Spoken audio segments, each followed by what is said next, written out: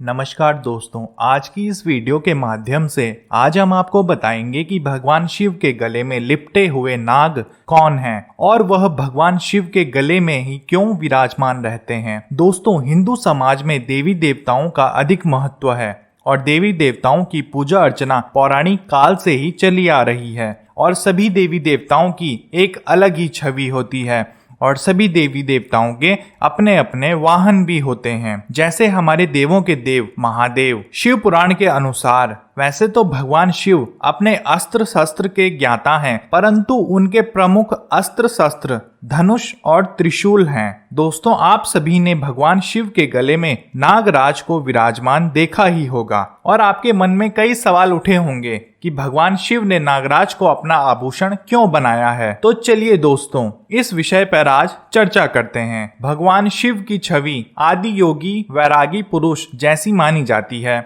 उन्हें किसी भी प्रकार के आभूषणों की जरूरत नहीं पड़ती और वह देवताओं की तरह किसी स्वर्णिम महल में भी नहीं रहते। उनका अस्त्र शस्त्र भी सभी देवी देवताओं से भिन्न है।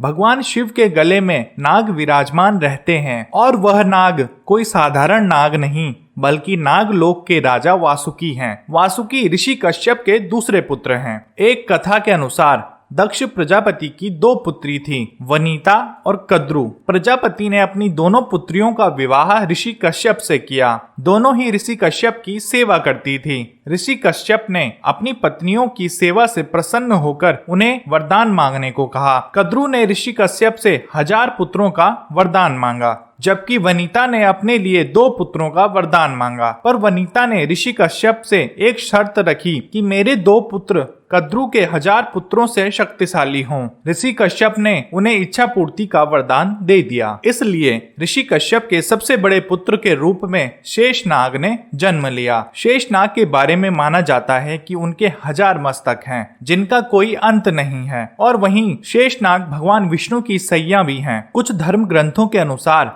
यह भी बताया गया है कि शेषनाग के फन पर ही पूरी पृथ्वी टिकी हुई है। यह वरदान शेषनाग को ब्रह्मा जी ने दिया था। यह वरदान पाकर शेषनाग ने अपने छोटे भाई वासुकी को नागलोक का राजा बना दिया था और स्वयं धरती के नीचे चले गए थे। वासुकी भी बहुत ही शक्तिशाली नाग थे। उन्होंने बारिश और तूफान से श्री कृष्ण और उनके पिता वसुदेव की रक्षा करी थी। भविष्य पुराण के अनुसार वासुकी के सर पर ही नागमणि विराजमान है और वासुकी ने भगवान शिव की सेवा के लिए राजपाट त्याग कर अपने छोटे भाई तक्षक का राज तिलक कर दिया था। वासुकी भगवान शिव के गले में कैसे पहुंचे, इसके पीछे धर्म ग्रंथों में कई कथाएं छुपी हुई हैं। सबसे पहली कथा के अनुसार नागों ने ही सबसे पहले शिवलिंग की पूजा की थी। उस समय वासुकी नागलोक के राजा हुआ करते थे और भगवान शिव ने वासुकी की भक्ति से प्रसन्न होकर उसे वरदान मांगने को कहा।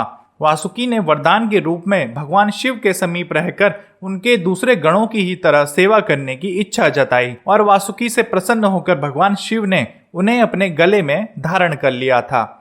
इसी तरह दूसरी कथा समुद्र मंथन की है। समुद्र मंथन के लिए वासुकी को ही रस्सी के रूप में मेरु पर्वत के चारों ओर लपेटा गया था। मंथन के पश्चात वासुकी का पूरा शरीर लहूलुहान हो गया था। फिर भी जब भगवान शिव को विष पीना पड़ा तो वासुकी और अन्य नागों ने भगवान शिव की सहायता की थी, जिसके बाद भगवान शिव ने वासुकी की निस्वार्थ भक्ति को देखकर उन्हें अपने गले में धारण किया था। दोस्तों, इसी तरह तीसरी कथा भगवान शिव और माता पार्वती के विवाह के समय की है। जब सभी देवगणों ने भगवान शिव से श्रृंगार करने के लिए कहा तो भगवान शिव ने देवताओं के आग्रह से श्रृंगार की जिम्मेदारी नागों को सौंप दी थी, जिसके बाद भगवान शिव के श्रृंगार करने के समय वासुकी स्वयं ही भगवान शिव के गले में आभूषण के रूप में विराजमान हो गए थे। वासुकी का अपने प्रति प्रेम देखकर भगवान शिव ने विवाह के बाद भी वासुकी को अपने गले में ही विराजमान रखा। दोस्तों, यह 3 कथाएं वासुकी नाग के भगवान शिव के गले में लिपटे रहने को लेकर सबसे ज्यादा प्रचलित हैं। और इतना ही नहीं, भगवान शिव वासुकी को नंदी के जैसे ही प्रेम करते हैं, इसलिए भगवान शिव और शिवलिंग को वासुकी के बिना अधूरा माना जाता है। दोस्तों, इस वीडियो के माध्यम से आपको आपके सवालों का जवाब मिल गया होगा। इसके साथ ही हमें दें इजाजत, हम फिर लेकर आएंगे आपके लिए एक ऐसी ही रहस्यमयी कथा। धन्यवाद।